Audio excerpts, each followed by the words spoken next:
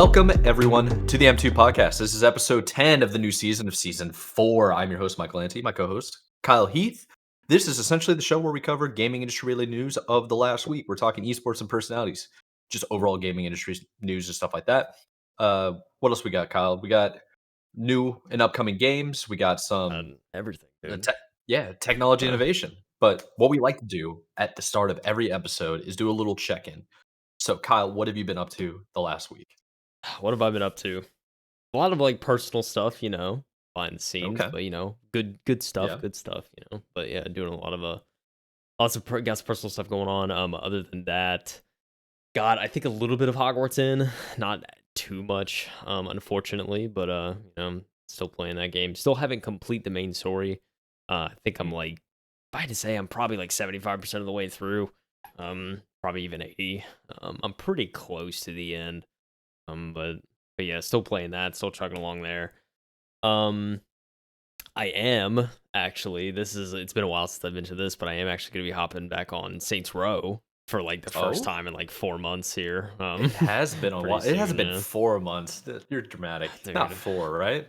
No, I mean November. I think was the last time I played. So yeah, Yikes. Okay. it's Yeah, wild, you huh? need to get on there. Yeah. Yeah, and I don't think we have much left. Like I'm pretty sure we were close. It's just life just happened. So we couldn't finish, but that's coming up pretty soon.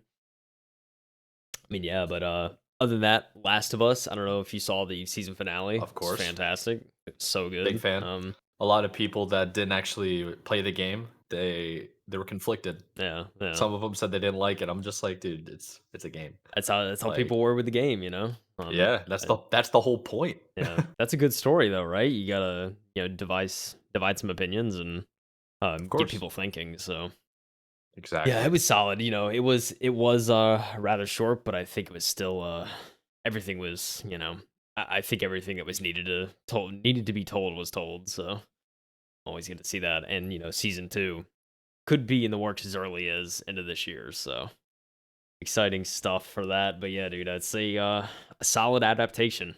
I'm happy we could like sit back at the end of it and say that it was actually a pretty decent run. Was there anything that veered off of the storyline in the game that you didn't like? Anything that veered off I didn't like? I don't think so, honestly. Like there was obviously stuff like that.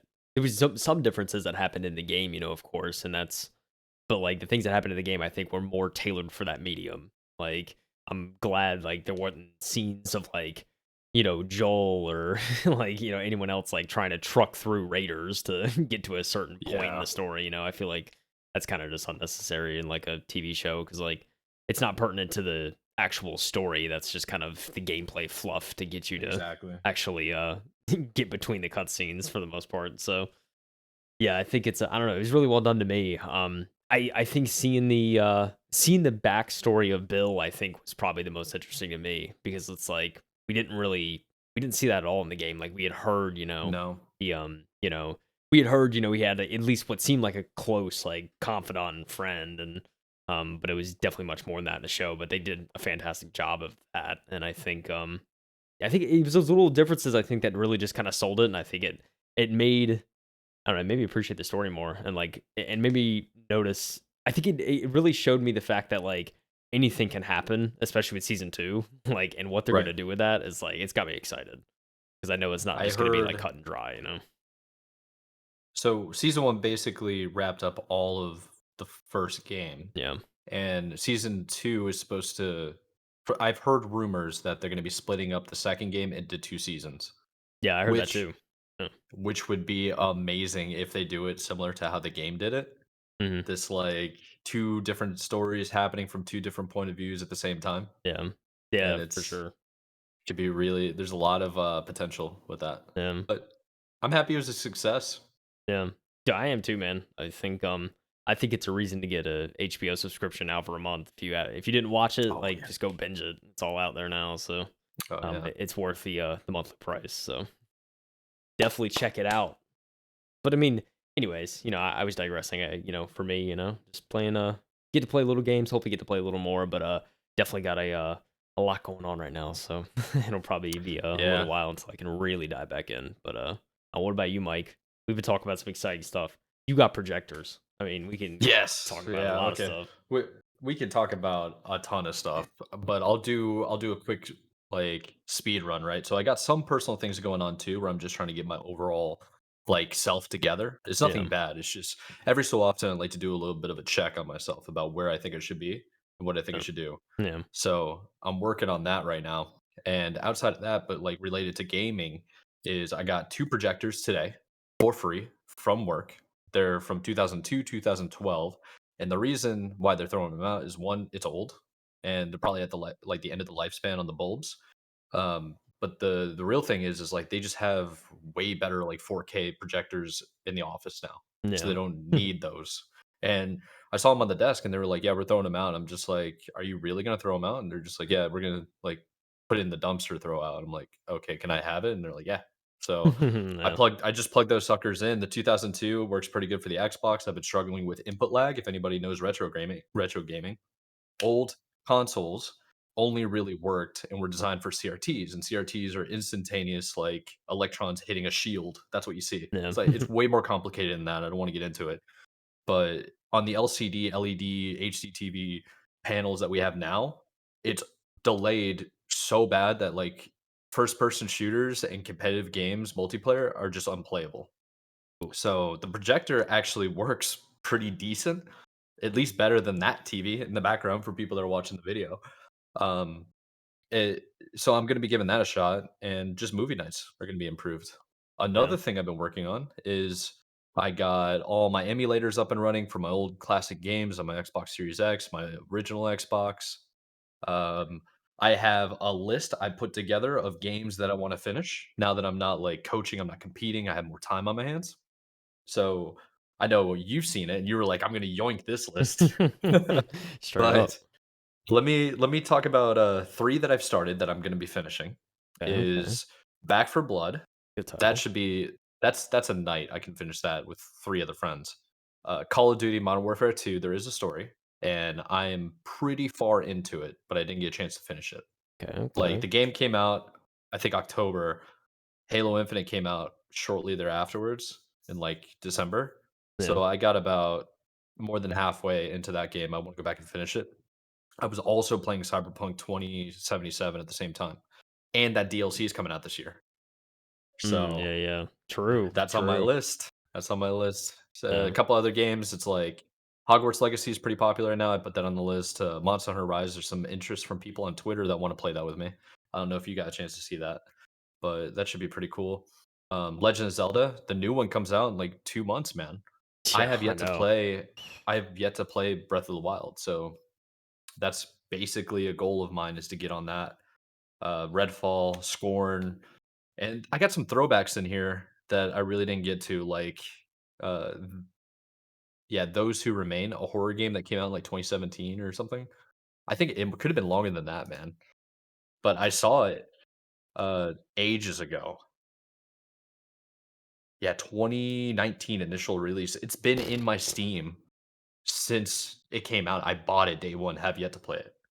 Jeez. So I know I'm not the only one that does that, where you get, Yeah, like, me all too. these new games day 1 and you just don't play it. Yeah. But, yeah, man, that's my list. High on Life's on there too. They're mostly single player games. I'm gonna get back into periodically streaming. When I do, I'm gonna be doing restreaming again, so to YouTube, to Facebook, to Twitch, and any other platform that has it integrated. I'm just gonna be shipping it out Yeah. and doing playthroughs of single players. And then when I Dude, want to yeah. do like try hard competitive stuff, I'll stick to Twitch because that Twitch kind of excels in esports, whereas YouTube excels in campaign single driven content. Yeah, for sure. But Dude, yeah, yeah. that's what I've been up to, man. Dude, that's exciting stuff. Yeah, I mean, I think I'm in the same boat too of the fact that, I got that brand new shiny used card in my machine, so I definitely want to definitely and it is a 30 series, right? So, I mean, it's going to work wonders for streaming, so I need to Yeah, actually you got try to it. do it, So, man. I think it may be time whenever I'm like settled down When after was the after last all time this. you hit live? Oh, man. Um Over a year, right? Probably, yeah, at least a year, I would say. Maybe a little bit less, but it's been a long time, man. Yeah, I just kind Very of took a nice. break, and because I think for me, like we really started like ramping up the pod and stuff, and I think we did that. Like I wanted to like focus on this, but then I realized too, like when I attempted to stream and like I was attempted to stream at like 1080 and stuff like that, and my PC even for like I think I played like I played Sunset Overdrive. I tried streaming that in Yep. 1080, and for some reason it was like it was playable, but there were noticeable like chugs that would happen every now and again, and I was like, dang, like it was just kind of like Yeah. and I want to have to flip my settings back, so.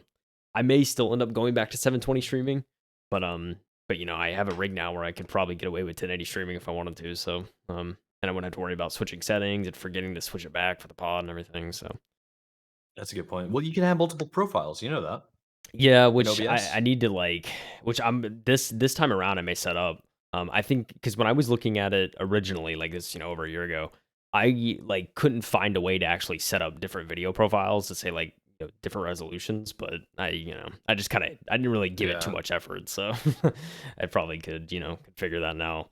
But Well, yeah, next time you work on it, you can ask me because I have two profiles. I have three profiles set up. I had one for recording for the pod when I was doing the recording mm. by my lonesome talking to myself in a closed room. Thanks for joining, by the way. Felt crazy earlier. The second one is for Twitch solely, and then the third is for restreaming. And they all have like different docking, like not stations per se. Like there's different chats for each one. Mm. There's different encoders. There's different information that are laid out on the profiles. Like there's a lot you can do. Yeah, yeah, We I need to take advantage of Harris Heller Senpai Gaming vertical format for creating clips. yeah. Oh yeah, like on the Yeah, fly. It's nice. yeah, on the fly. Um, I need to check that stuff out. Yeah, But sure. Yeah, there's a lot going yeah. on. I also forgot to mention too. Since I got the new card, I checked out I downloaded the Windows Minecraft for Windows, and I downloaded some RTX texture packs, and dude, it looks sick. Like just like walking around in RTX Minecraft. That was like the first meme I felt like I had to check out with the new card, so it was That's sick. so awesome, dude. Yeah, it was good. Cannot lie. It's so much fun. Yeah, yeah, I don't even remember what I did when I got 27. Yeah, I downloaded Destiny 2 and I started playing that and I was like mind blown. Yeah. It's like this is 1440p. It's over 100 frames per second. Oh my god. Yeah, which that's the thing. I started looking up like RTX titles, and I think like I don't know how much I'm gonna do like ray tracing, but I definitely at least want to Yeah. like I may like re-download Cyberpunk at least and try out like ray tracing on that Oh and yeah. see how that looks. Yeah. But yeah, yeah, I'm gonna be taking advantage of the new hardware. That's for sure. Yeah, I'll be catching up to you after Micro Center opens up in Charlotte. They already have a Yes, placing sir. for it. I think they bought the property and they may be constructing it soon. So construction in Charlotte goes really fast. This thing could be up and running within a year. Yeah, So that's dude. we'll see. That's just huge, See, man. dude. Like getting a micro center Yeah. like that, like dude, yeah, Yeah. that's wild. I was thinking about that the other day because I saw a Jay's 2 cents video that he put out. I think it was yesterday. And the sponsor was Micro Center, and he said, Indianapolis, I think, is actually getting one pretty soon. But he said there's also a ton of other areas that are getting ones Oh by like yeah. 2025. So Hmm. it's expanding, man. It's everywhere, Yeah, dude. it's But it's looking good. like there's a reason Micro Center like stayed and Fry's Electronics went under, and both Yeah. great stores. I miss Fry's. I went to one in Vegas. It was a fantastic store, but yeah, there's a reason, man. Micro Center's just they've like they're flourishing, and you just see it like the videos of it. Every time I see it, it's like, dude, it's like it's a PC build So heaven, dude. sick. It's sick. Yeah. You can like build your PC in the store, can't you? And then take it home. I think so. There's even a service where you can Yeah. pick out your parts, and you can for a small fee, or I don't know if it's a small fee, but like for a fee, you can have like an employee actually build it and like have it even And ready same day. Like it's I think crazy. anything less than $100 would be perfect. Yeah, I know. Like It's like to have somebody build it for less than $100 in the store, they're trained professionals, and you get the warranties with it. Like you yeah, can always come back, dude. it's nice too. You Take just my give money. them the part list and pay it, and they build it. It's Hmm. pretty nice. 100%. But shall we stop talking about ourselves and get into this week? I think so. We have a couple of good episodes, I think. Or could good articles to run through, not Yeah. episodes. Although we always produce that content. You know what I'm saying? Thanks for Yeah, listening and watching and viewing. yeah, Like we and appreciate you subscribe. guys for tuning in. Anyway, Self plug. moving on. My display cap is broken. Hold on. Uh-oh. Let me fix it. And all right, I'll cut that There we out go. anyway. You don't have to cut it out. Leave it in. So Leave the bloopers. All right. All right, let's get into it. Anyways, the first article that we're going to be talking about here, we're going to be talking about Microsoft signing another deal. Mike, this is another one, as they say. Microsoft is signing the fourth Call of Duty deal. This is they're going hard to try and get these regulators to pass their acquisition. Oh, whatever it takes, dude. Yeah.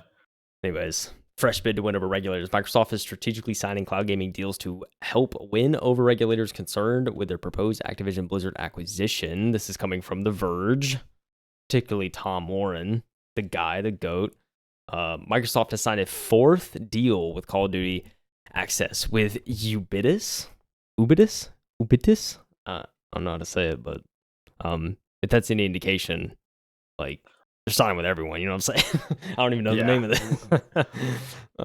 It is apparently a white label cloud gaming service that has helped many publishers stream their games to Nintendo Switch.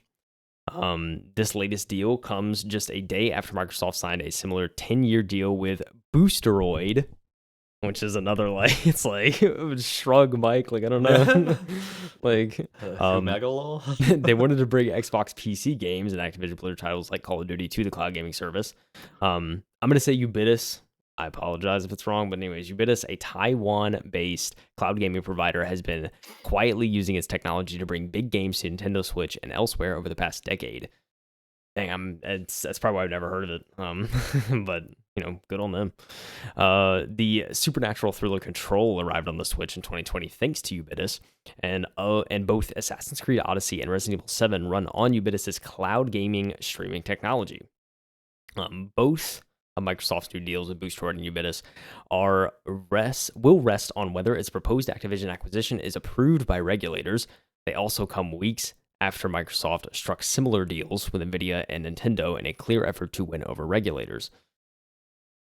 The latest cloud gaming deals also attempt to directly address the concerns of the UK's Competition and Markets Authority around lesser-known providers potentially being impacted by Microsoft's control of Activision Blizzard games for cloud gaming services. CMA specifically calls out Boosteroid, Utomic, Blacknut, interesting name, GameStream, and WizTV. I just feel like I'm listing off just random words. Made up names. Yeah. These are just random words. Anyway, the CMA published provisional findings last month, noting that the deal, quote, could result in higher prices, fewer choices, or less innovation for UK gamers. The CMA has offered up possible remedies that include Microsoft being forced to sell off Activision's Blizzard's business associated with Call of Duty. The timing of these two deals is very strategic for Microsoft, and it has to spend the next few weeks trying to convince the CMA and European Commission that its $68.7 billion deal for Activision Blizzard should be approved. The European Commission has until April 25th to decide on Microsoft's proposed acquisition, and the UK CMA has set a deadline of April 26th. Microsoft is now hoping these deals with smaller cloud streaming providers will help ease competition concerns. They go on. I mean, the article goes on longer and longer, but I think we've seen most of this article, Mike. I mean, we see these deals happening for what feels like a couple of weeks now, and it's literally Microsoft just saying, hey, we mean no harm kind of thing. Do you think something like this is actually going to work against UK regulators? I guess the real question. What? Yeah, I mean, who knows what the regulators are going to do, because regulators are mostly most of the time just politicians. And I'm not versed in the UK or Europe politics at all. But the thing that I found really interesting in this article is that Boosteroid, well, I'm not even going to say all the names, but the CMA specifically called out those providers. And I guess Microsoft was like, okay, that's the problem. Let's go talk to those people then. Which makes sense why us as Americans have never heard of any of those brands. Yeah. So that could be mostly a thing that's in the UK only, or local business kind of thing. Because sometimes it's some politicians want to do right by their subjects, I guess. Because whatever. Yeah, so it's you want to do right by the people you represent. So maybe they're representing those types of companies. They want to make sure that they're going to be safe and they're not going to be completely pushed out of the scene of gaming, because it makes sense now more than ever. I thought it was just a big deal between Microsoft and Sony, but it's like, oh yeah, there are like lesser known brands. There's like it's not a full monopoly. So Yeah. it makes sense. I wonder how many people actually use those cloud gaming services though. Yeah, that's a good point, right? Like, how many Yeah. users do they actually have? Yeah. I mean, I understand Nvidia and Nintendo. Nintendo's kind of an interesting one just in general Yeah. because they don't really need it, but hey, whatever. Um, same. I think. What do you think is going to happen, man? Do you think that like Microsoft's going to have all of these other cloud gaming services? Everybody signed a 10-year deal and contract, and then Sony's going to be the only one saying no. I mean, that's certainly the way they're playing it, right? This is, like, how Yeah, they're approaching it, which, I it mean, seems like that way. it's I read something this past week too that really, like, kinda stuck with me. That's, like, there's gotta be other stuff that the public just doesn't know about, or there's, like, other parts of this that probably only the regulators know Yeah, about, and that's why there's such, like, a pushback. Because, like, at least from public perspective, it's like, and, like, kind of what we've been saying, it's like, there's nothing that seems, like, super predatory or, like, a solid reason we feel to be, like, for Sony to be acting the way that they kinda are about the situation. yeah. Um, but yeah, I mean, there's probably more to it, which is, certainly something, that I'm, like, growing to realize, I think. But I mean, if Microsoft, I mean, this is just proves, I think, to kind of what we've been saying though, is like Microsoft kind of just doesn't really care about exclusivity, and they don't really care No. about like their hardware anymore. It's kind of just like we're willing to work with cloud gaming, we're willing to expand not just for xCloud and our platform, but for everyone else, and kind of work with everyone. So this just proves it. Now, at the end of this 10 years, is Microsoft going to extend that deal? Or are they just going to like end it? Like, we don't know. Well, But 10 years is 10 years. Like, that's a long while. yeah, but here let's put it this way. Call of Duty fans can probably agree with me on this. It's kind of divisive, but before Warzone came out, you can argue that Call of Duty was on a downward path Yeah, I'd for a say. while, and the only thing that really saved it was Warzone. And even with like Warzone 2 came out, it wasn't that good. They had a couple of other campaigns that just like they weren't campaigns, they weren't good games. Yeah. And who knows what's going to come out of Call of Duty in the future? Heard there's like a Modern Warfare 3 on the horizon as well. And it's like, is it going to be good? Is it going to be bad? Is 10 years enough time for Call of Duty to remain on top? Because it's like, I don't trust any major IPs anymore. It's like, call it like Halo's pretty much gone down. Gears of War is pretty much irrelevant now. Um, Yeah. Overwatch used to be like the king of all kings for like a good handful of years. Overwatch 2's come out. It's like it's still popular, but I don't think it's as popular as it was once was. Yeah. Yeah. There are I only a don't few think so. games that can maintain 10 years of relevancy, and the only one that I can think of off the top of my head is Counter Strike. Yeah, for Like, real. Like, so it's solid relevancy too. It's scary. So, yeah, um, so it's gonna be. I don't know, man. yeah, I think it's Microsoft true. can do whatever they wanted after 10 years. So, I mean, for real. Yeah. but will it matter? That's the question. Yeah, that's true. I mean, yeah, COD was. I would agree with COD was like kind of in a. They were definitely in a downward trend, and Yeah. then Warzone came back, and they did the battle royale genre correctly, and I think that certainly was brought them back on the upswing. But it's a good point. I mean, 10 years from now, COD could no longer really be relevant. So it's hard to tell. I mean, 10 years is a long time, especially in the gaming industry. So It's um, incredibly long time. yeah, I mean, Incredibly long. yeah, it's a good point. It's hard to tell the future, but yeah, it seems like for now, I mean, I would hope this is probably works in their favor to try and get the deal closed, but I guess we'll see in the coming weeks. There's something new every week that comes out of this, so as we get closer, we'll know more. Yeah, that's true. Oh, Like, show. you wanna know what came out in 2012, 10 years ago? Just for reference, Borderlands 2, Okay. Far Cry 3, Oh, Far Cry, I said Far Cry, Mass Effect 3, Darksiders 2, Sleeping Dogs, and Final Fantasy 13. dude, Like, Sleeping Dogs. I remember that game. yeah, and Dishonored? Like, Dude, that's bro, wild. yeah, so think about that. Like, how long ago was that really? 10 years is a long time ago. Yeah, dude, it's Those crazy games that feel ancient. dude, yeah, you say Dishonor, I'm like, dang, dude, I'm The old. first one. The first one, dude. Right? And you're telling me Has been that 10 Call of years. Duty Modern Warfare 2 is gonna be popular for another 10 years? You don't know what's gonna happen. Yeah, we don't So, know. Yeah, if they're able to bend and meld and mold this, game into the different genres and trends that happen, then maybe, oh, but yeah. there's no telling, dude. Kinda crazy. Kinda like there was no telling about the next article, am I right, Mike? What a segue, let's get Oh, it. maybe. I feel like we talk about something to do with regulatory officials and organizations and commissions, all this other stuff every week Yeah, which because is they wild, keep right? like That's where we're at with yeah, gaming, dude. It's getting yeah, this they're kind of so attention, you big. know?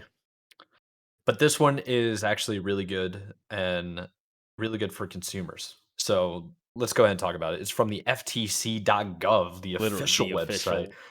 And if you don't know what that is, it is the Federal Trade Commission. It is basically a way to protect American consumers at the federal level. Let me clear my throat. Sorry for that. So this article was written March 14th, 3 days ago. FTC finalizes order requiring Fortnite maker Epic Games to pay 245 million for tricking users into making unwanted charges. I never thought I'd see the day, It's a fat number, dude. man. $245 million. Holy Shoot. crap. So let's get into this. I'll read the first two. There's really not much to say other than that it happened. We mentioned this last season, if you remember. It was at the end of the year. So, the Federal Trade Commission has finalized an order requiring Epic Games, the maker of the Fortnite video game, to pay 245 million to consumers to settle charges that the company use dark patterns to trick players into making unwanted purchases and let children rack up unauthorized charges without any parental involvement.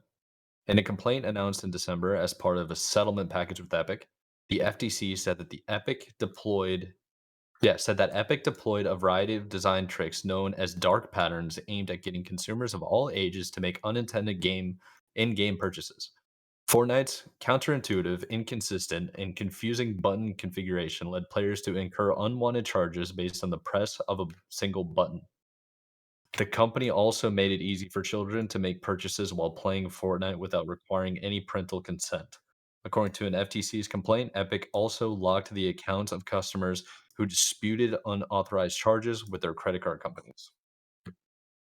So even if your child or you made a mistake, clicked a purchase, in-game purchase, and you tried to get it canceled or returned, you couldn't do it in game. They wouldn't let you.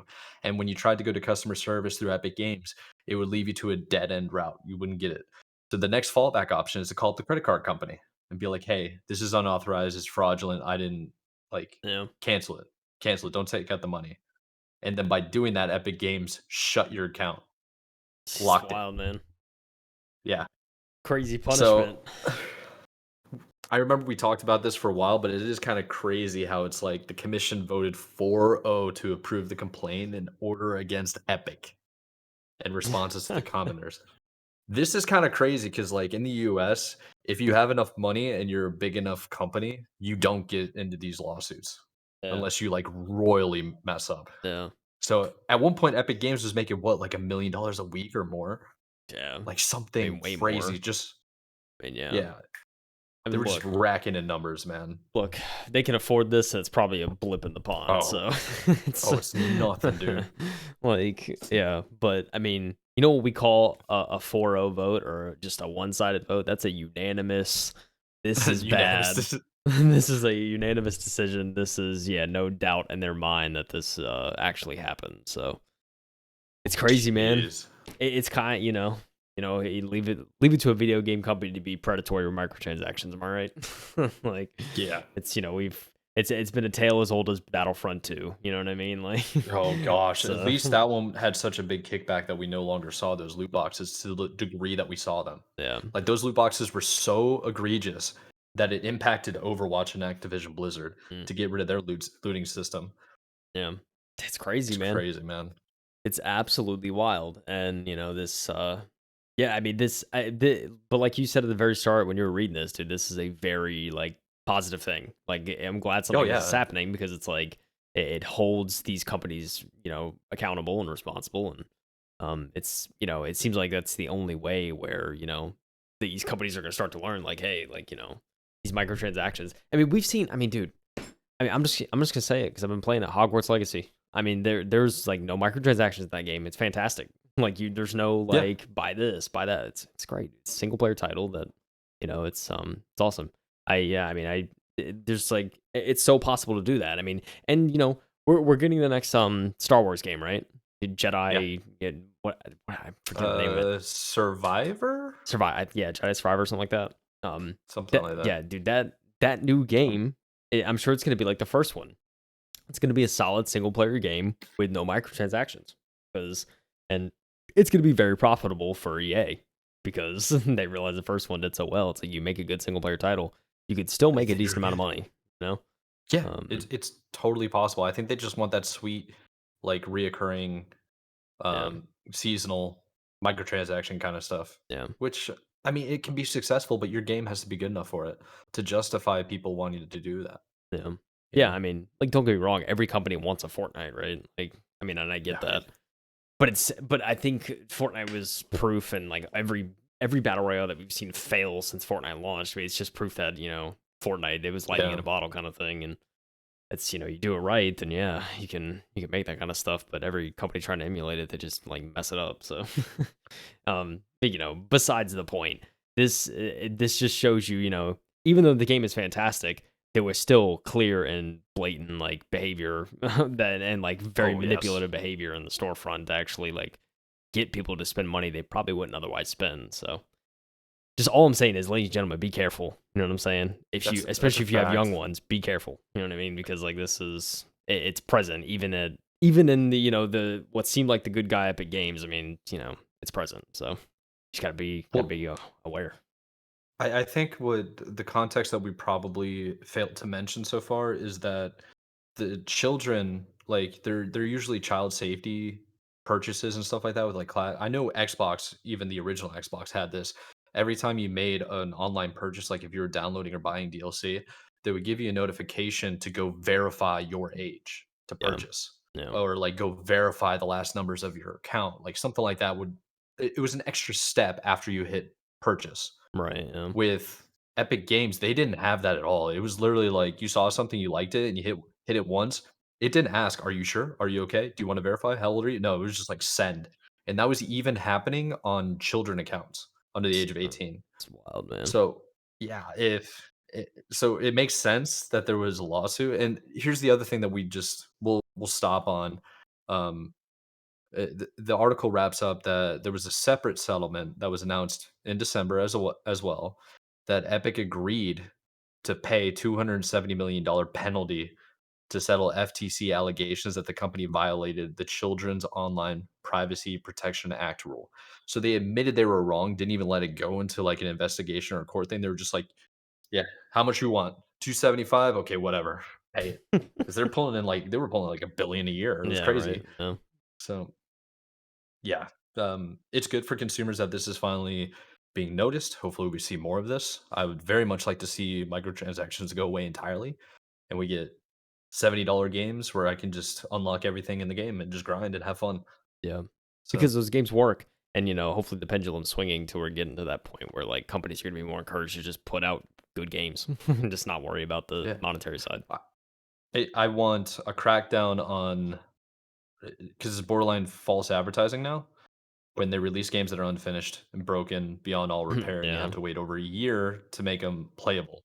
yeah, yeah, So there needs to be a balance shift with that in yeah. general. Think the But government should get involved?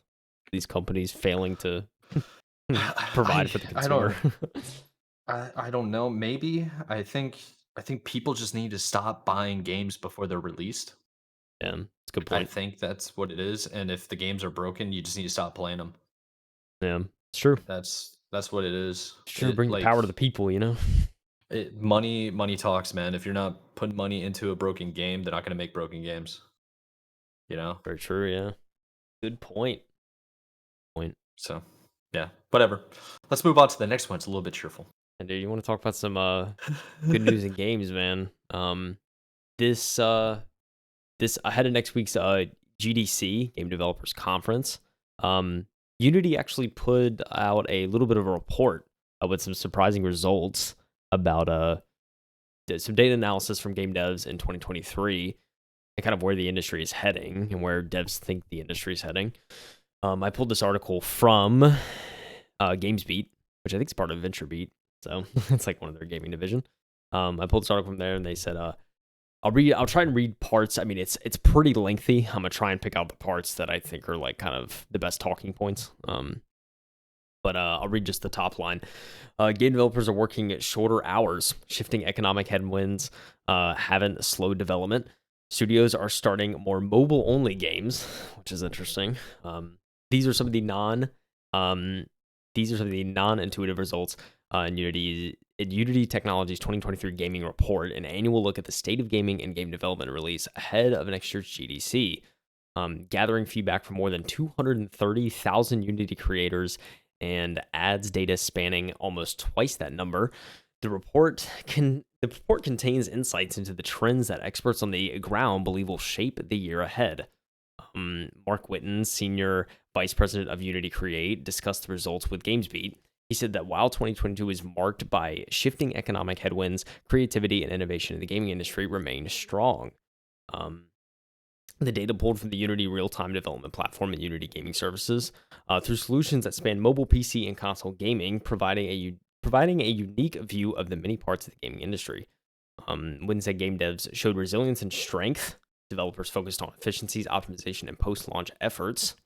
More smaller studios actually shipped games in under 12 months, and they did it while working fewer hours. Different size studios were also strategic about platform investment. Large studios drove year-over-year growth in multi-platform and cross-platform development, while the majority of smaller studios, 90%, opted to develop for a single platform.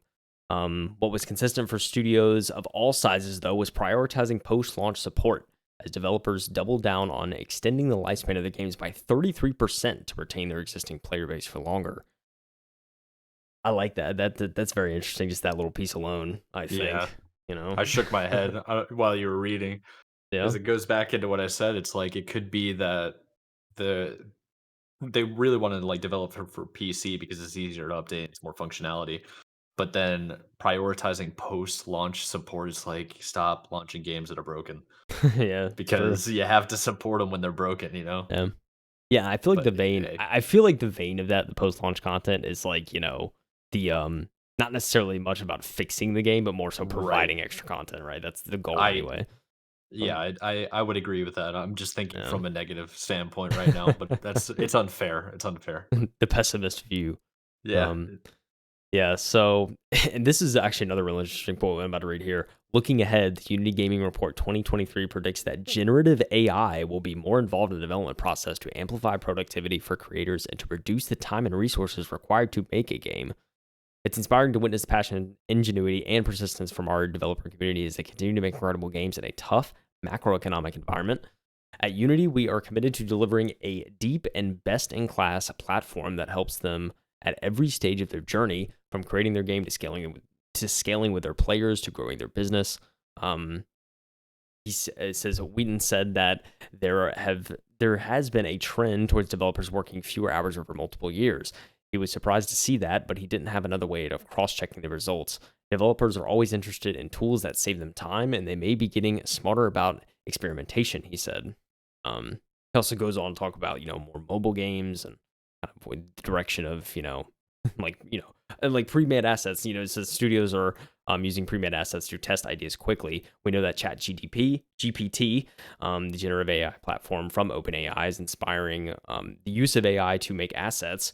But Witten said that the survey has said before Chat GPT took off, that was like when the survey was actually taken. So we've seen before that, and people were still thinking like, AI was going to have more of an involvement in games. And just before I even read anymore, just pause. What do you think about AI actually getting involved in development? And not necessarily saying this in terms of like, an AI expert, but I'm just saying in terms of like, does that sound promising considering where Chat GPT has kind of gone and taken the AI market and how Microsoft's investing billions of dollars at this point into OpenAI, and like, where do you think that's going to actually go in terms of development? Well, It's hard to say, right? Because it's like artificial intelligence, just in general, is going to progress the world as we know it, no matter what. I feel like you opened up like Pandora's box in that kind of question because it's not just the gaming industry that's going to be affected; it's going to be everybody's Right. Yeah. like industry Everywhere. is going to be Yeah. affected. Every job can be automated by AI. So, and it can be done better, like a lot of things. The stuff that I'm seeing that AI can do, and this is keep in mind, this is just the stuff that we can see publicly, whereas the government has the best of the best. Like Yeah. government grade AI is insane. So when you have that concept under wraps and you understand it, you can just see like the writing's on the wall for pretty much everybody's jobs. And it's happening whether or not you want it. So Yeah. it's like it's almost not worth even talking about because it's inevitable, Yeah. you know? Yeah. But at the same time, it's like I think there's a lot of potential and a lot of good things that can come of it. But the question is like at what expense? You know? Yeah. Yeah. It's It's like, a is there gonna be a big expense? It's hard Yeah, to I don't say. know. Yeah, it's a very yeah, it's a very weird topic to talk about. I agree. I mean, Yeah. because it's like there's two sides of the coin and there's two ways to look at it. And you speak to, I mean, like a lot of like the leading technology, like influencers or leaders in the world, kind of say that AI it could be scary, like even to a certain extent of Oh, what yeah. AI could do and what it could become. So, yeah, I mean, We it's kind of wild, but it's certainly gonna affect everyone to a certain extent, but we can only hope that, we find a way to kinda, you know, I guess not let it, like, sort of take over in a sense, but hey, if it helps make great games, I mean, there's one positive kind of thing that can come out of it, but yeah, it's hard to say, right? Yeah, I'm just thinking of, like, Terminator, the movie series, Yeah, no, because Cyberdyne, that's, like, where your head immediately yeah, goes, it's like, yeah, I same mean, here. it is like, it's real, like, it's real life, that's happening. So, Mm, I think what AI is gonna do in the scope of most things, whether or not it becomes regulated, I don't know, that's a government thing, but it will make people's jobs easier, quicker, and more efficient. uh, So if you have a 24/7, never get tired kind of workforce tool that you can just tap into it anytime to help you with creating a game or anything for that matter, it should be utilized yeah, probably. for sure. Yeah, I mean, So be stupid not to, right? yeah. I mean, we talk about it right now. Like I use an AI for my voice for this podcast. Yeah. Not That's that true, like my yeah. voice is augmented. It's just that you can't hear any noises. You can't hear the fan going. You can't hear me like tap on the table. You Yeah, know, it's like because it takes out those ambient noises to yeah, make a clearer image. yeah, sure So, does. There's many good yeah, but uses, for AI, but there's yeah. also it's Oh, yeah, scary, dude. yeah, I don't know. It's a weird topic, yeah. yeah. There's not really much to cover because it's kind of there's still a lot We of can have an unknowns, right? we can have an entire podcast devoted to AI alone, and I'm sure they Yeah, exist. So, um, yeah, I'm yeah, sure, but yeah, I mean, it's just interesting to see, like the cross platform thing, and how many indie devs are still developing for single platform and aren't even like yes, worried yeah, about it anymore. Like they're just like, I'm not even gonna worry about cross platform because there's no point. There's no point in pouring those kind of resources in when it's just a lot of money exactly. and a lot of time. Unless you're a AAA studio, you really don't have the option almost at this point. So You it's know, interesting to something see that would that. be incredibly useful is having an AI or a program that can port any program that you make for your PC, like a game, into every other major platform. I'm Yeah, sure there's pretty sick. licensing and there's codes like hidden, but if they can make that happen, that would make people like imagine all the games we would get from indie devs that we can't get because they're all only on PC. Yeah, I know. Yeah, it'd be kind of crazy. Not gonna lie. Yeah. I'm Yeah, gonna get way more harsh on developers if they're using AI and your game's not optimized. yeah, It's for like, come real. on, dude. It's like, oh Come on. man, dude, come on. Yeah, But I think, yeah, it's it's just interesting. There's not really much more I feel like I have to offer on AI's involvement in gaming because it's certainly gonna yeah, happen, and it's just a matter of how it ends up getting utilized. 100% yes.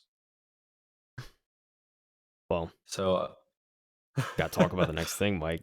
This is actually something I was excited about. So oh yeah, well I know you're the PlayStation guy out of us, I very true. think. It is very true. Yeah, Can't deny. I need to catch up. I really do. I have all the controllers. I talk highly of how good their Yeah, hardware is, yeah. And this and their IPs, man. this And art this yeah, I mean, this article right here could make me wait to buy a PlayStation. I'm just saying. So I don't know. that's a fact. That is very much a fact. All right, Uh, so let's stop teasing. Let's get into it, okay? So this is actually an article I found by Forbes, of all places, which I kind of like that Forbes is doing random gaming stuff. yeah, Shows how far gaming's come. they're a credible source. So They really are. So let's get into it. So this is called a report. The PS5 Pro is in development and has a release date window. This is from Paul Tassi. Tassi, got to be Tassi. gotta be Tassie. Senior, yeah, he's a senior contributor. So a new report from Tom Henderson at Inside Gaming says that Sony is indeed going again doing a mid-generation PlayStation upgrade, a PS5 Pro, which is currently in development. The report says that the first Sony, sorry, let me start over. The report says that the first Sony will release a PS5 with a detachable disc drive later this year to cut down on current PS5 costs. And the PS5 Pro is actually a separate unit that may instead be out by late 2024. Further information suggests that Sony has no plans for a PS6 before 2028. And he goes on saying that the release dates do line up with previous consoles. So the PS4 release date was November 13th, 2013. So used to saying 2020 something. Yeah. And then the PS4 Pro released 3 years later, November 16th, 2016, and the PS5 released in November 12th, 2020. So another November date, late late late 2024, probably line up with November, so it works out. So if anything, a holiday 2024 release date would be a year later than the Pro upgrade to the PS4 generation, though that makes some amount of sense given the massive supply shortages the PS5 underwent during the first 2 years of launch, which honestly we covered extensively the last year. Oh And you yeah, couldn't even find a PS5 for over a year. It was insane. yeah, yeah. So It's wild. they go into basically talk about different price suggestions on how the PS4 launched at $400 in 2013 and the PS4 Pro also launched with $400 3 years later. So there's a possibility that the PS5 model, the PS5 Pro model, will release at the same price margin as the PS5. Yeah. I don't know how I feel about that because inflation went through the roof the last 3 years. So we'll see how that works maybe out. maybe different this time. Who knows? Yep. Um, So there are no details in the report about what exactly is coming out as part of the upgrade package for the PS5 Pro. Just some info on PlayStation's Mark Cerny. That's his name, yeah, right? Mark Cerny? Cerny, I think that's how it's pronounced. Cerny. Thank you for correcting me, sir. That they may be looking to increase ray tracing capabilities. That'd be awesome. That'd And be then, of sick. course, assumptions about better visuals, performance, speed, and etc. But there's nothing concrete about any of that. So we're a good year and a half out from any type of release date. And my question to you is, what are you looking for? What are you hoping to see? I know that PS VR has been very, very popular. I know Meta also has VR, but it's super expensive. Yeah, PlayStation is the only one that's actually somewhat affordable. Do you think yeah. that might be what they try to do? I mean, yeah, for sure. You know, I heard something recently when I was like looking at when I was actually looking and shopping for graphics cards. I was like watching a bunch of like research, kind of taking info in, and someone made a really good point, and I can't remember his YouTube channel, but it was a new creator I hadn't seen, based out of the UK, and he said that if you're looking for like budget 4K gaming, like at this point you're almost better off just going with like an Xbox Series X or a PS5, because that's like, I mean, well, Oh like yeah, at least for the Series X, like I mean, that's what, like $500, and you have a system that runs 4K pretty well, and it's yeah, like, it's a whole system. It's much less than like trying to swing a 40 series or even a 30 series. So um I mean, yeah, it's a pretty solid point. I'd love to see that expanded upon, certainly in a PS5 Pro, and I'm kind of working on that. I mean, obviously, I would hope. Yeah, I've heard good things about PSVR 2 on like the PS5, and I'm sure that would be improved as well on the Pro platform. Um, I think, yeah, I mean, I think overall it's exciting. And for me, just like it's like I'm sitting here like I could probably wait a year and a half, like, and to wait and see what the Pro looks like, because for me, I ended up getting a PS4, like just a flat out used PS4, and yeah, when the Pro came out, it was like it wasn't enough of an upgrade to warrant getting the system, but it's like, if I didn't have a PS4, like I'd probably try and swing a Pro. So, um, but yeah, I mean, I may have that opportunity with the system, so I may certainly look into that whenever that gets announced. Um, and just the fact that they're saying here, in 2028, the that would probably be the earliest we hear about a PS6, and so it's like, I mean, it's still Yeah. a good ways away. And even if it comes out next year, yeah, it's probably going to be 5 years until we see the next iteration. So it makes it all the more worth to try and get a Pro one if you don't already have a PS5. Um, and so, yeah, I mean, I'm certainly going to be looking out for it. I also want to call out, too, in this article, because, like, I saw you struggle with this sentence, and I know why. It says the report says that first Sony will release the PS. Like, where's the comma after first? Where's the pause? Dude. You know what I'm saying? Like, Thank you. you have to say, like, the report says it first, comma. Anyway, I'm not going to get all over Paul on this, all right? Like, it's a great article, and I'm very glad we get the info, but come on, you're at Forbes, man. You're a senior contributor. You know what I'm saying? Anyway, I ain't gonna go Thank into you it. for defending my my reading capabilities. I appreciate that. It's like, come on, man. Yeah, one job. But no, I mean, it's solid points. I mean, this lines up with, this is going to line up pretty closely with how it was done in the PS4 life cycle. So I think it only makes sense that we'll see a Pro version.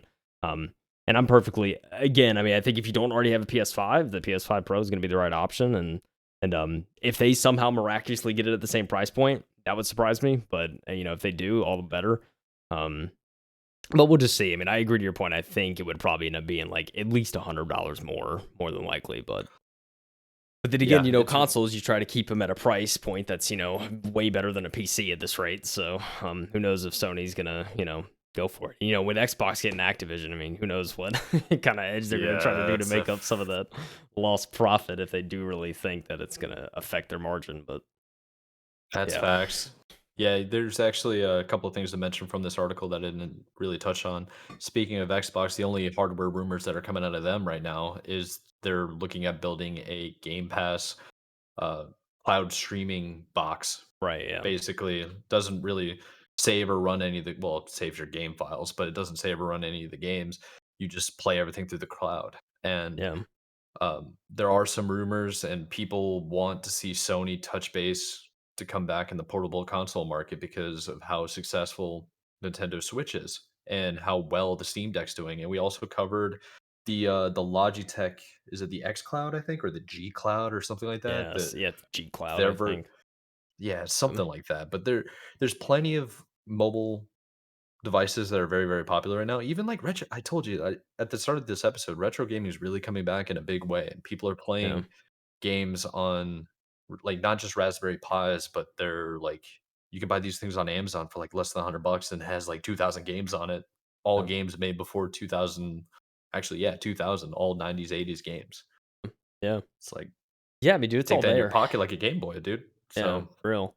I mean, and I gotta give credit too. I mean, there was a huge, like, I would even argue a cult following behind the PS Vita when that was a thing, right? And oh people yeah, loved it that was. thing. And it's like, when they discontinued it, it was like very upsetting. I think a lot of people were like, well, dang, like, this end of an era. But yeah, dude, people loved the Vita. There was a huge fan base behind that. So I mean, yeah, I mean, I certainly would love to see Xbox do like some sort of, like handheld platform. I think that'd be, smart. But then again, are they going to do that? I mean, I would say probably not, considering they have xCloud and you can run games on a phone pretty well.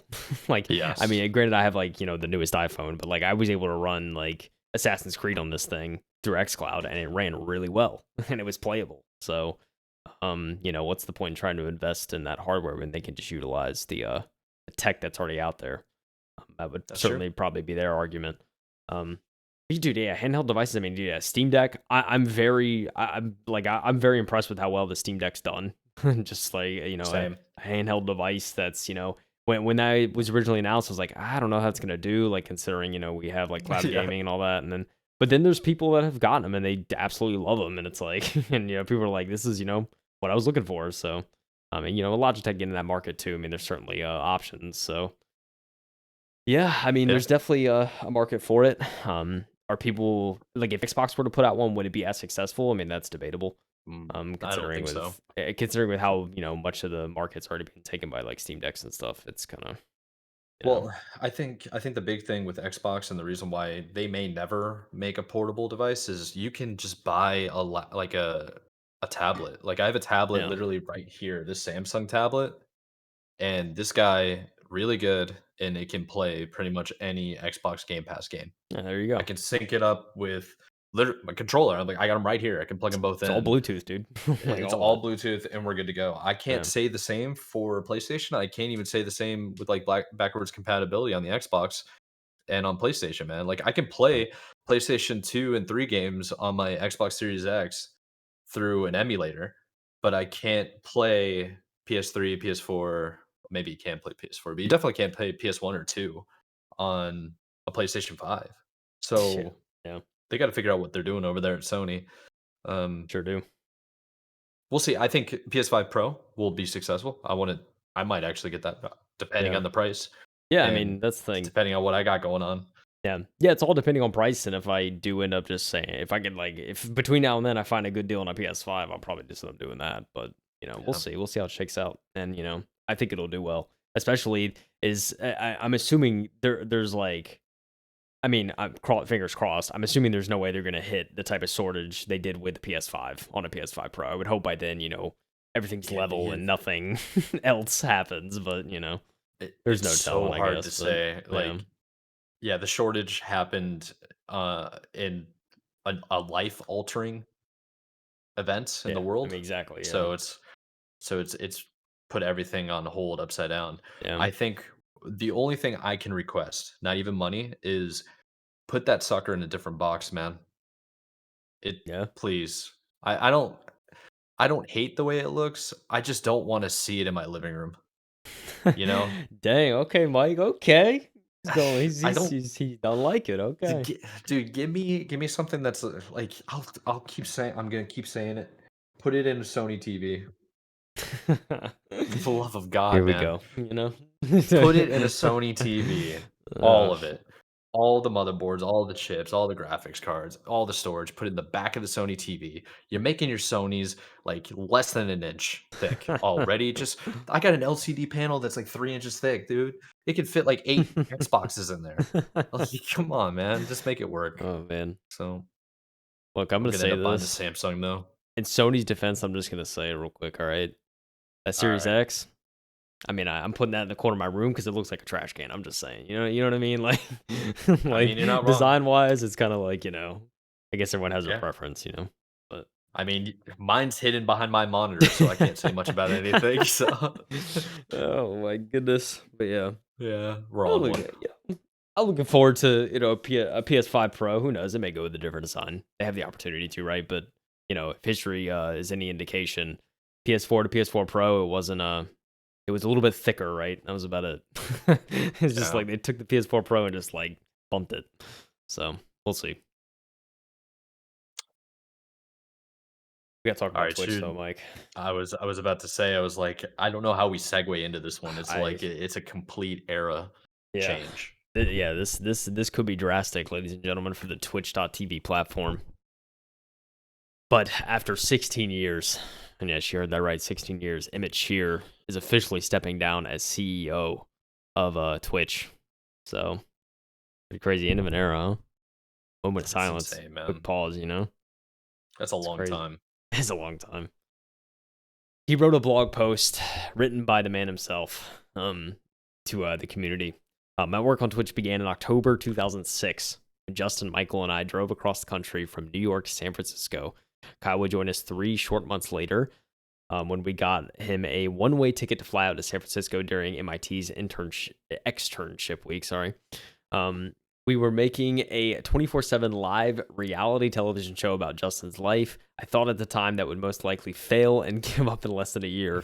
My co-founders and most people we knew probably thought the same. I thought I'd start my real startup once that happened, but in the meantime, this was just too cozy of a stunt not to try. 16 years and 4 months later, I've never set up a direct deposit a second time. I love that. Justin TV Inc. turned into Twitch TV, or Twitch Inc. Twitch Inc. Became a fully owned subsidiary of Amazon. And along the way, we have grown to more than 8 million streamers a month. It's kind of wild. 8 million insane, people a man. month. I mean, before pandemic, it was, not nearly that many, I feel like. But while the 24/7 reality television show was in fact a bad idea, interactive live video on the internet has turned out to be a pretty good idea.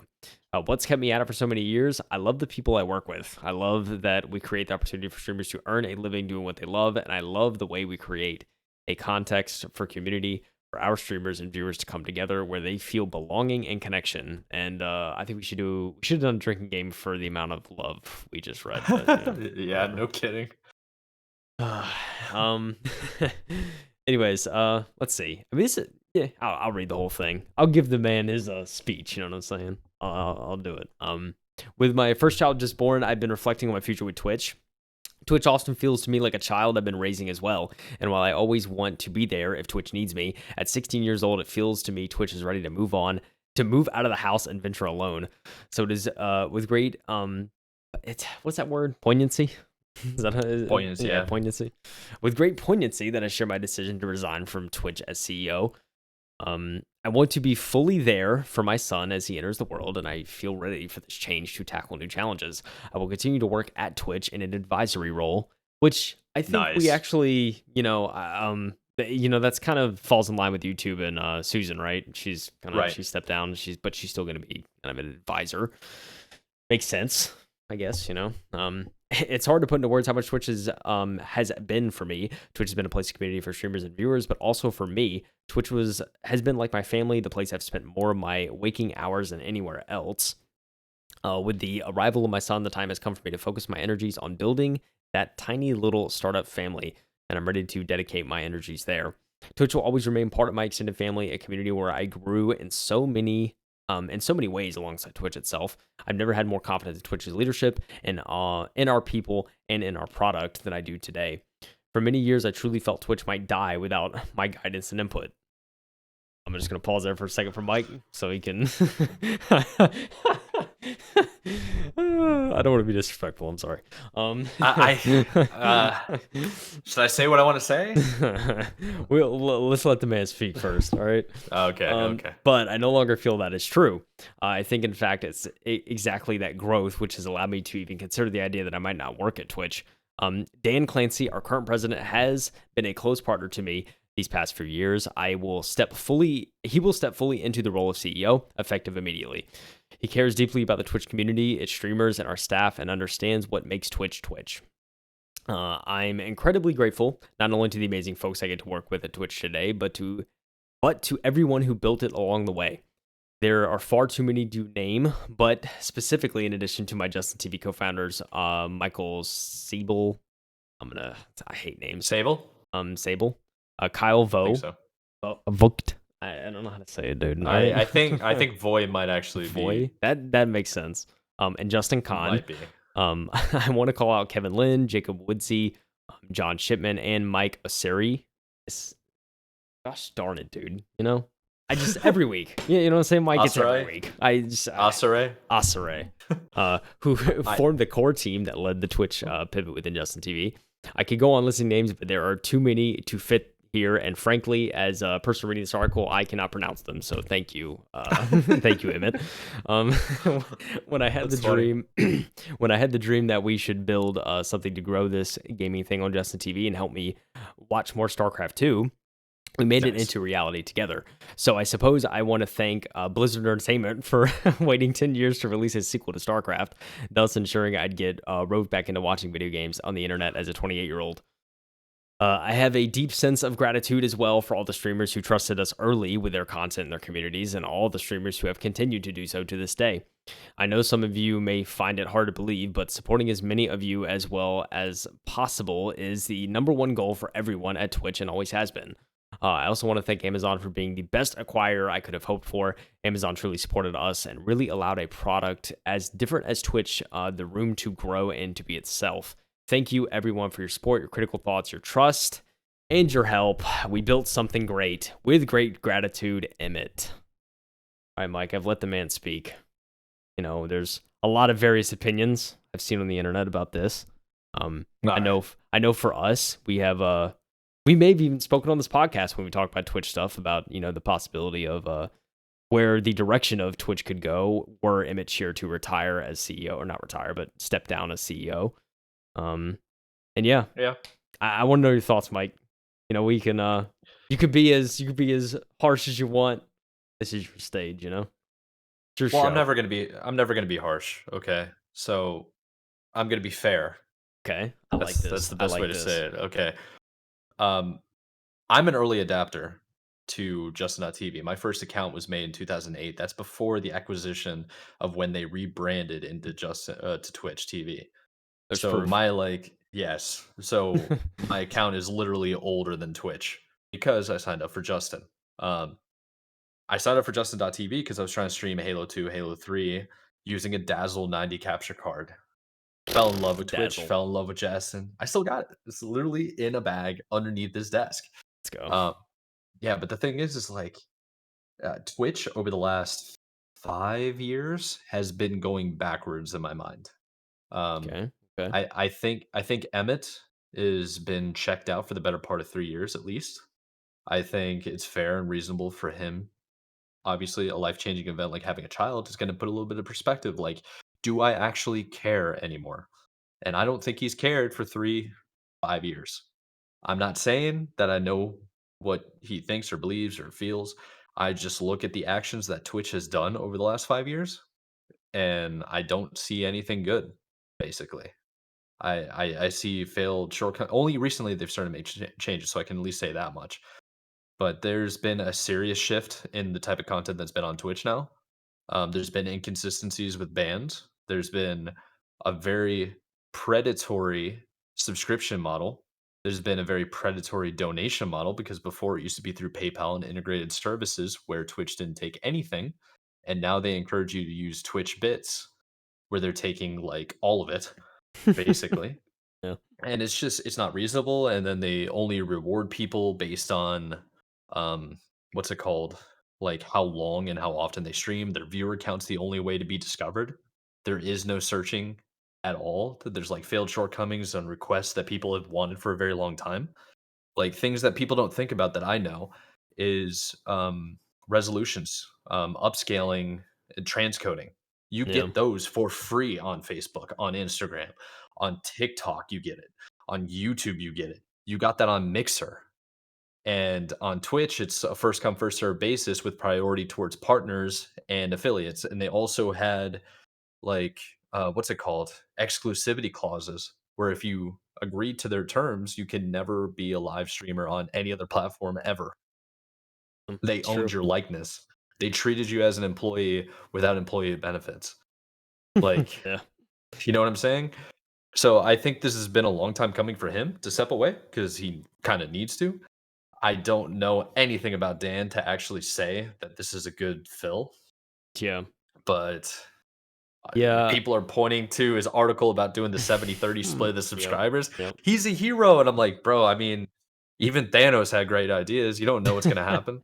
Yeah, Like, I mean, look, yeah, I can't speak to the new CEO either. I mean, yeah, I can only hope that, like, to your point, they have a vision to actually recognize the current social media climate on other platforms and yeah. try their very best to catch up and adapt, because it's blatantly obvious that, you see all these other platforms and discoverability is just like it's through the Oh, roof, and Twitch just isn't yeah. there. And they Twitch has 0. yeah, I mean, it's bad. And that's been the biggest issue for so long, and for years now. People have been saying, like, you Yeah. gotta improve the discoverability, and, like, I don't know if it's time, resource, I don't know what the issue is, but, like, if they want the platform to grow and sustain, they need to find a better solution for people to get discovered. And, the TikTok approach, I think even a Twitch setting with clips could work. Something like that, Oh, yeah. especially if they Oh, do it right. So well, the problem is it might be what like we could talk about the PlayStation thing again and how PlayStation never adapted to cloud gaming, but Microsoft put all their money into it, like Xbox did. So Xbox yeah. is now so far ahead on the Game Pass cloud gaming that Sony is basically freaking out about what PlayStation is going to become without Call of Duty. It's like, Yeah. you know, Yeah. I, dude, I think you can probably agree with me. I think YouTube is maybe 2 or 3 UI changes away and an algorithm change away from crushing all live streaming services, Yeah, like, definitely. Yeah. overnight. Overnight, literally. So, it's like, I don't know, man. Um, is it too late for them to fix it? Can they right the ship? I think before 2020, Twitch was basically falling into irrelevancy. I know I really only came back on Twitch in 2019, 2020 because the like everything was shut down. I had nothing to do. So Yeah. what do? You surf the web. Oh, what's this website doing? Um, Yeah. but that's basically the way I'm viewing Twitch. I don't know, man. It's gonna be sad day when Twitch goes down because it's not gonna be a forever platform. Yeah, And for I don't sure. like Dude, I really don't like the content that I see on there now. Like, Yeah, the it's true. non-gaming related content, I really I don't care, man.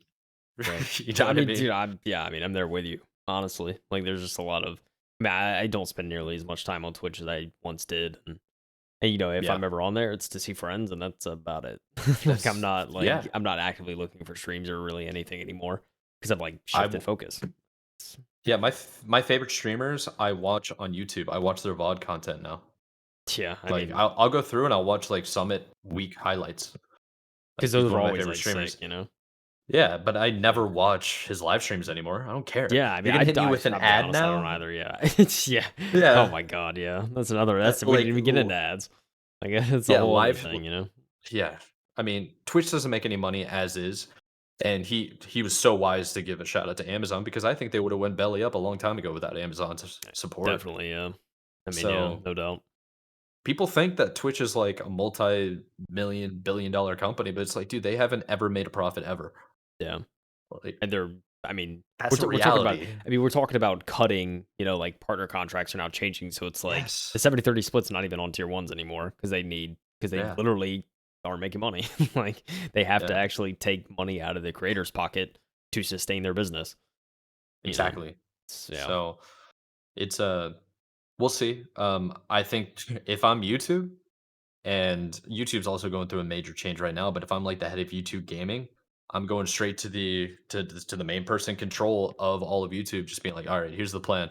We're gonna redo the algorithm for live streaming, and we're gonna basically crush Twitch, and it's gonna be over with. And That's GG's. it. GG's. New chat, integrate, franker faces, Twitch.television most popular emotes, and then just making it so you don't have like limited spaces because Google has unlimited money now. Just Yeah. everything universally wide. Don't have to install it. Doesn't have to be added to channels except for own Yeah. custom made subscriber only or their membership only air quotes. So Yeah. we'll see, man. Yeah. Um, We'll see for sure. I know I just kind of trashed Twitch a lot, even though I've been using it since I was 17. Yeah. Um, and it's like that dates me right there. Do math. Um, I think Emmett and Justin, the overall crew, I think they did do a good job. I just think they were a bunch of mid-20s kids that started a project that blew up, became a massive, massive company, and it's kind of outgrown them, and they've outgrown it. Yeah. I mean, yeah, you said it best. I mean, that's pretty much it. It was Yeah, a great product at the start, but they just haven't done a good job of maintaining and adapting to current climate. So exactly. if If you they can don't keep catch up to innovating, it, you get left behind. yeah, I mean exactly. That's just how it is in this tech world, bro. It's just how it is. So see, man, I don't anticipate for Twitch to be dead this year, but like you said, YouTube's almost there. So it's hard to Yeah. say. It's hard to say, man. I mean, I've been saying that Twitch is gonna die the last 2 years and it still hasn't died, and then I said Twitter's gonna die in the next 6 months, and I think we're coming on in that in 2 months since I said that. So, Yeah. we'll see. Another we got 80 days until I'm right, um, Yeah, sure. or wrong, so, We'll see, yeah, man. man, New CEO, new I don't know. changes. We'll see if this person's ready to try and innovate. How it goes, but Yes. you know, Yes, sir. hopefully they help themselves. But it's we'll see. We'll see. See. It's Good facts. luck, Emmett. It's Yeah, peace almost out, man. Appreciate you. I'm excited to see what he does in his free time now. I wonder if he'll be a consultant for somebody else or just yeah, strictly on Twitch. But good for him. yeah, Congratulations on the yeah. I kid. mean, yeah, That's yeah. awesome. Congrats. That's That is awesome. So super awesome. So I'm sure he's happy. He doesn't need the money anymore. Same thing that goes for yeah. uh why can't I remind me? Susan. YouTube CEO. Susan, thank you. Jesus. Her last name is the one I can't ever pronounce. That's why I Yeah. blanked. Um yeah, at least that's what I'll tell myself. But I think, that pretty much covers up this week, don't you? Yeah, that's it, dude. That's about all. Yeah, that was such a good drop about Emmett. Not, Yeah. like, good story to cover. Yeah. Pretty Sure was. yeah, Yeah, dude, but we got lucky with that, Won't go won't go into too much details. A little inside baseball. We tried recording this on the night before we're recording now, and yeah, it was a bunch of tech issues, and it just yeah, it was ultimately just didn't work out. But we're recording on our old schedule for this week, and yeah, it just so happened that this story dropped at the date we actually record this, so it worked out. yes, sir. Well, I think that's enough of people's time, and we can thank them for tuning in. We appreciate you. I'm your host, Michael Anthony. Kyle Heath over here. We both have Twitter. You can come check us out. We have links in the description for everything we've covered. We got it on YouTube. We got every audio platform you could possibly think on. We need to do a little bit more work on the side channel, YouTube channel for Definitely. segments. That has been on my radar. That is one of the things that I need to personally get to. So keep an eye out for that. Subscribe to both channels. We'd appreciate it if you don't like the long form content. But if you've been listening this whole time, absolutely love you. Absolutely appreciate you. And without further ado, this is the show. This is M2 Podcast. Thank you for tuning in. When we'll catch you next week. Like, subscribe. Sounds good. Love y'all. Thanks for listening. Yeah. See ya. Peace out. Bye.